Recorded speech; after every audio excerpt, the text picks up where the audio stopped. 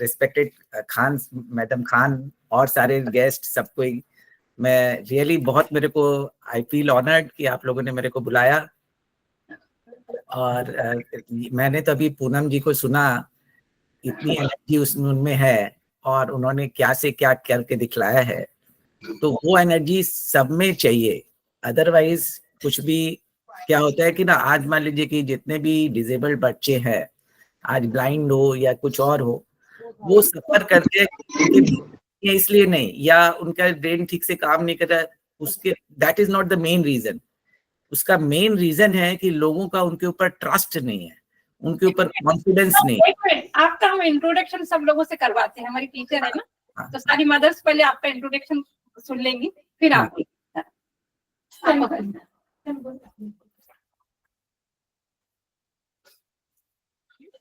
जल्दी कर।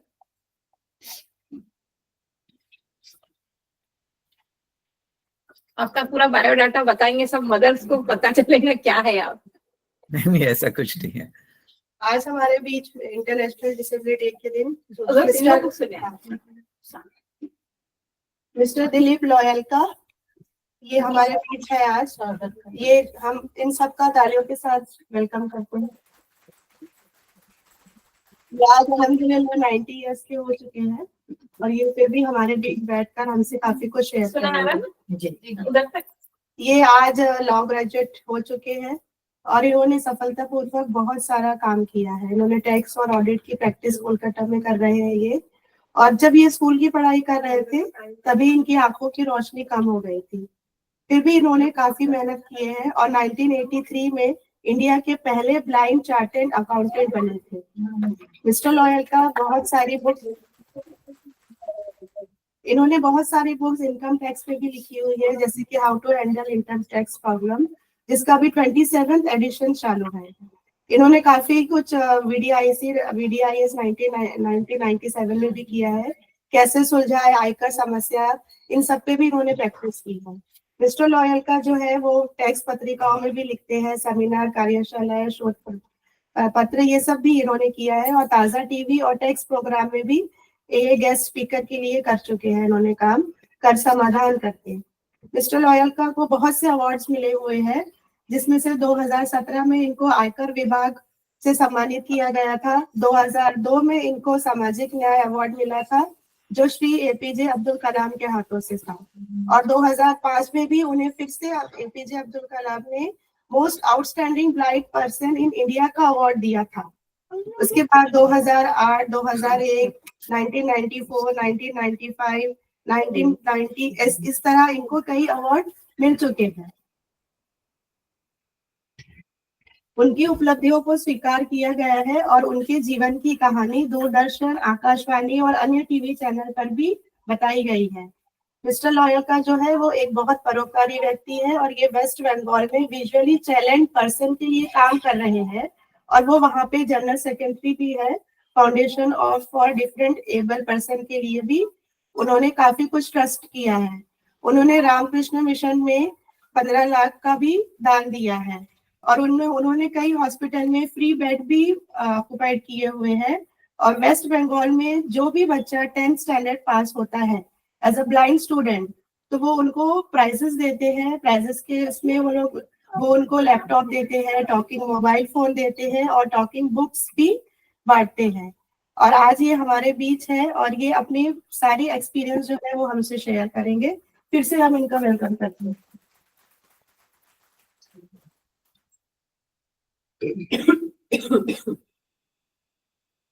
Sir, respected Mrs Khan और सारे प्रेजेंट जितने भी लोग हैं, ऑर्गेनाइजेशन के लोग और बच्चों के पेरेंट्स, बच्चे, सबको मेरा बहुत बहुत नमस्कार। और आज वर्ल्ड डिसेबल डे, इस दिन हम लोग को बेसिकली ये इसलिए वर्ल्ड में मनाया जाए, 1992 से ये मनाया जाता है और इसका बेसिक उद्देश्य है कि हम लोग इनको, जो लोगों को डिसेबल समझते हैं, उनको कैसे नॉर्मल लाइफ प्रोवाइड कर सकते हैं। उनका भी उतना ही जीवन पे अधिकार है जितना कि दूसरे किसी का है। इस चीज को ध्यान में रखते हुए वर्ल्ड हेल्थ ऑर्गेनाइजेशन ने ये स्टार्ट कराया। अभी आज के दिन जितने भी लोग सफर कर रहे हैं उसका मेन कारण उनकी डेफिशिएंसी नहीं है, उनका मेन कारण है कि उनके ऊपर लोगों का ट्रस्ट उनकी एबिलिटी पे नहीं है, फेथ नहीं है। आज जैसे मान लीजिए कि कोई लड़का, जब उनके पेरेंट्स को पता चलता है कि ये ब्लाइंड है, वो उनको डॉक्टर के पास ले जाते हैं, मंदिरों में ले जाते हैं, दूसरी जगह ले जाते हैं और उसको ठीक करने के लिए अथाह प्रयास करते हैं। लेकिन जब वो समझ जाते हैं कि अब ये किसको कुछ हो नहीं सकता, तब उसके लिए कि उसको कैसे हम पढ़ा सकते हैं, कैसे हम उसको कामयाब बना सकते हैं, दूसरी टेक्निकल ट्रेनिंग दे सकते हैं, ये चीजों का जो ज्ञान है वो थोड़ा कम होने के कारण ज्यादातर बच्चे सफर करते हैं। आज मान लीजिए कि किताब में क्या लिखा है, वो खाली प्रिंट आंख से देख के ही पढ़ने का तो कोई ऑप्शन नहीं है। आप कोई दूसरा आदमी उसको पढ़ दिया, उससे भी कर सकते हैं। आजकल तो इलेक्ट्रॉनिक का जमाना है, आप कुछ भी चीज को आप डिजिटल को आप वर्ड में कन्वर्ट कर सकते हैं, वॉइस में, और उसको सुन सकते हैं। उसके जैसे कि मान लीजिए एक डॉक्टर है, अब सब चीज तो दिखाई नहीं देती है, आज वो फील करके भी देखता है। आज आपकी धड़कन कैसे चल रही है वो स्टेथोस्कोप से सुन के ना बताते हैं, वो आंख से देख के तो नहीं समझते। आपके पल्स रेट क्या है, हाथ को देख के वो समझते हैं। तो ऐसा बात नहीं कि आंख के अलावा आपके पास दूसरे कोई मेथड नहीं है। आज एक किताब आप सुन सकते हैं, उसको ब्रेल में कन्वर्ट करके ब्रेल से भी पढ़ सकते हैं। तो क्या है कि हमारे को एक रास्ता कोई किसी चीज का बंद होना तो दूसरे रास्ते को खोजना तलाशना पड़ेगा। तो पेरेंट्स को ये चीज जाननी होगी कि उसका ब्रेन एक्चुअली कुछ भी, जैसे सीइंग है या कुछ भी चीज है, दैट ऑकर्स एट ब्रेन, आई है या दूसरे जो भी पार्ट्स है, दोज आर ओनली मीडियम्स। तो हम ब्रेन को तक वो चीज को कैसे पहुंचाएं ताकि वो सब कुछ कर सके। आज बहुत से ब्लाइंड बच्चे हैं जो लेद की दुकान में काम करते हैं, वो प्रिसिशन से जितने का होल जहां पे करना है वो विद उसको मेजरमेंट करके जगह पे कर पा रहे, वेल्डिंग कर पा रहे, तो सारे रकम के काम कर सकते हैं। ऐसा बहुत कम काम है, जैसे मान लीजिए कि आज ड्राइविंग कार हो या कोई बहुत बढ़िया पेंटिंग करना हो सकता है वो ना कर पाए, but most of the job they can do it. तो आज मान लीजिए कि ऑटिज्म भी है, ये बहुत बड़ा स्पेक्ट्रम है, सब सारे ऑटिज्म के बच्चे इतने डिफरेंट हैं कि मेरे से ज्यादा आप लोग को पता है। लेकिन एफर्ट करने से, जैसे अभी दुष्यंत की मम्मी बता रही थी कि जो उन्होंने शुरू दिन से जो लेवल का मेहनत किया और वो बच्चे को कहाँ से कहाँ ले आए, ये एक उनका बहुत बड़ा अचीवमेंट है। लेकिन इसके साथ एक बात और है कि आप हर बच्चे के पेरेंट्स भी एफर्ट करें, उतना करें, हो सकता है उनको उतना रिजल्ट नहीं मिले, थोड़ा कम मिले, लेकिन रिजल्ट मिलेगा। क्योंकि ऑटिज्म के बहुत बच्चे, खासकर जो बोल पा रहे हैं, मैंने देखा है कि वो अपना जॉब तक भी ले पाए हैं, ग्रेजुएशन कंप्लीट कर पाए हैं, और फैमिली भी कुछ कुछ लोगों ने सेटल की है अपनी।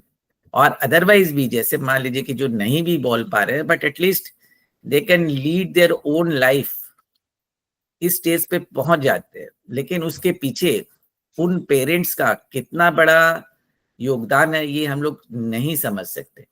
वो पूरी लाइफ को उसी में लगा दिए, और बहुत से लोग हैं जो कि हताश हो जाते हैं, चिंतित हो जाते हैं। और उसका कारण क्या होता है कि बहुत से पेरेंट्स, आप देखेंगे कि जो बच्चे सफर करते हैं उनके पेरेंट्स को हाइपरटेंशन की बीमारी हो गई है।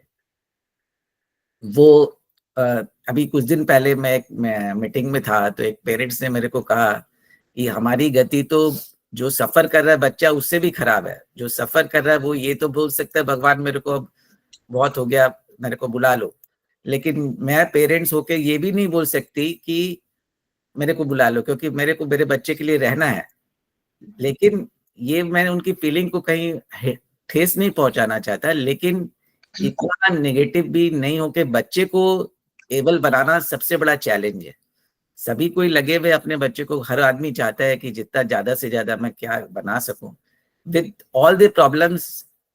अगर हम हार नहीं माने तो देयर इज अ 90% चांस कि हम उसको जिस स्टेज में उससे बहुत ऊपर ले जा पाएंगे, चाहे वो कोई भी तरह की डिसेबिलिटी। और मैंने अभी एक लेडी है यहाँ पे, अरुणिमा सिन्हा बोल के, she was a volleyball player, she was travelling in a train, और कुछ गुंडों ने उनसे चेन वेन छीनने की चेष्टा की। उन्होंने जब फाइट किया, उसको चलती ट्रेन से गिरा, फेंक दिया, और सामने से एक दूसरी ट्रेन आ रही थी जो उनके पांव के ऊपर से चली गई। सारी रात वो उस तरह पड़ी रही। सुबह जब लोगों ने देखा, उनको हॉस्पिटल में ले गया। उस हॉस्पिटल में एनेस्थीसिया की फैसिलिटी नहीं थी। उन्होंने कहा कि ठीक है, आप मेरे को बिना एनेस्थीसिया, जब मेरा ट्रेन ही पाँव काट के जा सकती है, आप मेरा पाँव इम्प्यूट कर दो। फिर जब पता चला कि वो वॉलीबॉल प्लेयर है और है, तो फिर एम्स उनको ले जाया गया, और एम्स में उन्होंने 2 महीने रहना पड़ा। वो जब उनके आर्टिफिशियल लेग लगा, डिसीजन कि मैं माउंट एवरेस्ट क्लाइम करूंगी, और उन्होंने उस समय इमीडिएटली अपने घर जाने के बजाय माउंट एवरेस्ट क्लाइंबर के पास गई और बोली कि मेरे को माउंट एवरेस्ट चढ़ना है। जिस समय वो व्हीलचेयर पे थी, एक पाँव में स्टील की रॉड, एक पाँव आर्टिफिशियल, और वो माउंट एवरेस्ट ही नहीं, ऑल द 5 माउंटेन्स पे जा चुकी है। तो ऐसा है कि आदमी में जुनून होता है, लगन होता है, तो फिर बहुत चांस है कि आप जो चाहते हैं आप कर पाते हैं। इस तरह के बहुत एग्जाम्पल्स है जो कि लोगों को बिना माने, जो चीज आप सोच नहीं सकते, आज नॉर्मल पर्सन्स माउंट एवरेस्ट में जाने का नहीं सोचते हैं। और जिसके दोनों पाँव जख्मी हो, एक पाँव तो आर्टिफिशियल और एक पाँव में स्टील की रॉड लगी हुई, और वो माउंट एवरेस्ट चला गया। तो इस तरह के जो, इसमें दोनों का बहुत बड़ा रोल होता है। आज उनके भी जो घर के थे, उन्होंने उनको हर तरह के साथ दिया। आज जो एक्सपेंसेस है जाने का, उसके लिए स्पॉन्सर जुगाड़ करना, एवरीथिंग, और उसको हर समय उस चीज के लिए उत्साहित करना। अगर मान लीजिए कि उसके पेरेंट्स को कहते हैं कि नहीं नहीं, फालतू बात मत करो, कहीं नहीं जाना है, और घर में ही कैद रखते उसको, तो वो ये अचीवर तो नहीं बन पाती। इसलिए सबका, हम लोगों का मेन प्रयास होना चाहिए कि हम इनको ऐसे ज्यादा से ज्यादा एक्टिव बना पाए। ये हमारा जो प्रयास रहता है जनरल लोगों का, बहुत लोगों का, कि हम इसके लिए एक बड़ा ट्रस्ट बना दें, एक बड़ा फंड बना दें। वो एक अलग चीज है, मैं ये नहीं कहता फंड मत बनाओ, ट्रस्ट मत बनाओ, बट बेसिक फोकस, सबसे बड़ा फंड वही है कि आप उसको कितना एक्टिव बना सकते हो, कितना कामयाब बना सकते हो, कितना एबल बना सकते हो। उस चीज पे हमें फोकस करना ज्यादा जरूरी है।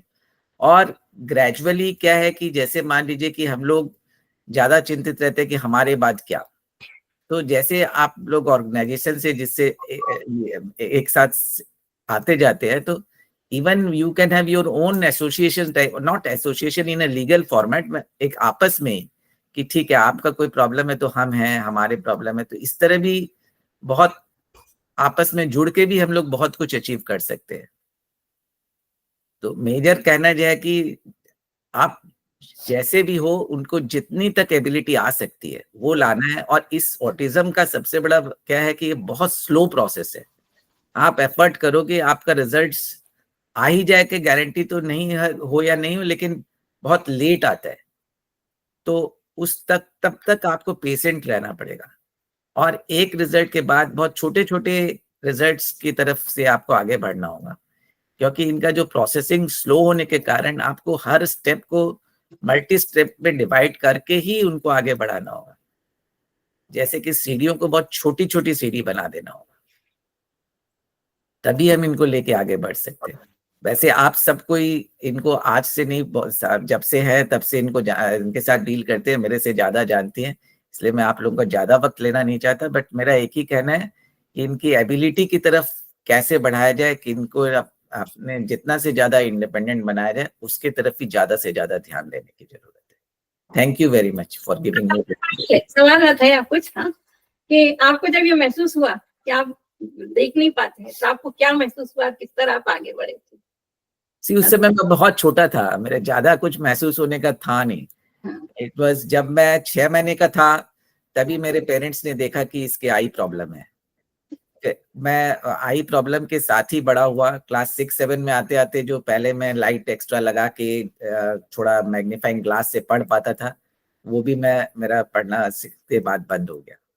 तो उस समय जो एज थी, उस समय मेरे को बस ये ऐसा कुछ नहीं था कि क्या फ्यूचर होगा क्या नहीं होगा, उतना सोचने की मेरे ख्याल से उस समय मेरे में एबिलिटी नहीं थी। लेकिन एक चीज थी कि हाँ, जैसे भी हो मेरे को पढ़ना है, क्योंकि जब मैं क्लास 9 में आया तब तक मेरे पेरेंट्स ने कहा कि अब बंद कर दो स्टडीज, अब और नहीं होगा। बट जैसे भी हो हमने प्रेशर किया, उन्होंने भी मेरे को सारी फैसिलिटी दी, रीडर की फैसिलिटी दी। उस समय तो कोई टेक्निकल डिवाइसेस नहीं थे, तो सीए में मेरे को 24 आवर रीडर फैसिलिटी थी। तो they have provided me all, there lot of contribution, लेकिन उनको कोई आशा नहीं थी कि ऐसा कुछ हो सकता है। फिर आपने जो बुक्स वो की सब ब्रेल में है? नहीं, ब्रेल प्रिंट में है। अभी तो आजकल तो कंप्यूटर है, कंप्यूटर में हम लोग लिखते हैं, टाइप करते हैं, कोई दिक्कत नहीं है। ब्रेल की बुक कौन पढ़ेगा? ब्रेल पढ़ने वाले कहाँ हैं? ये किताबें तो जनरल लोगों के लिए है। किताब लाओ तो।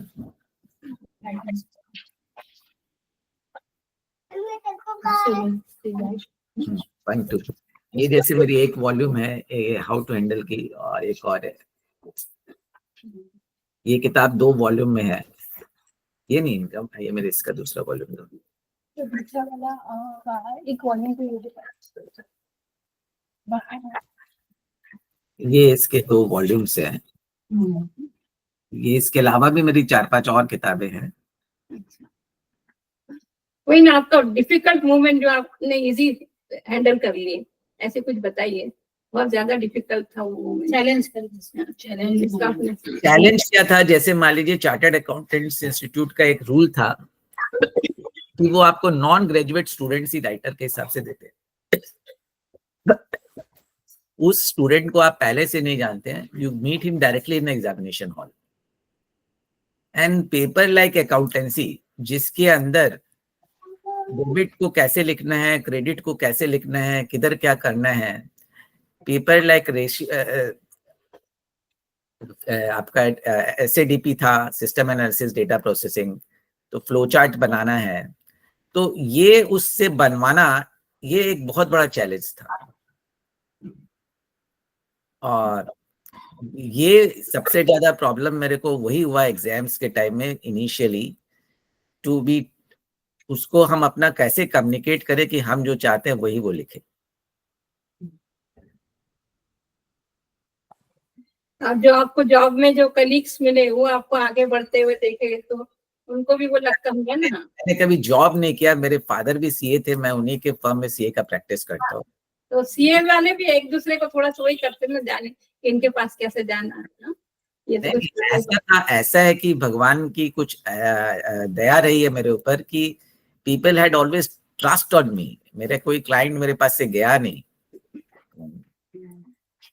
तो आपका सब चीज सक्सेस रही। हाँ, माय लाइफ कंपैरेटिवली अदर लोगों से अगर मैं कंपेयर करूँ तो स्मूदर। ठीक है, और कुछ पूछना है किसी को? बस आप हमारे बीच आए। नहीं, मेरे को बहुत अच्छा लगा आप लोगों ने बुलाया। थैंक्स अ लॉट, मेरे को अपॉर्चुनिटी दी आप लोगों से मिलने का, मैं बहुत आभारी हूँ। Thank thank you. यू।